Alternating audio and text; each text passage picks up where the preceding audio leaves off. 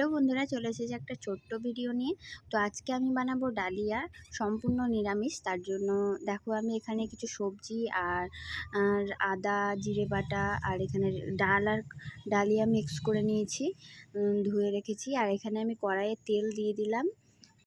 এবার তেলটা গরম হয়ে গেলে আমি এখানে তেজপাতা আর পাঁচফোড়ন দিয়ে আমি তাতে যে সবজিগুলো কেটে রেখেছিলাম সেগুলোকে আমি ভাজতে থাকবো।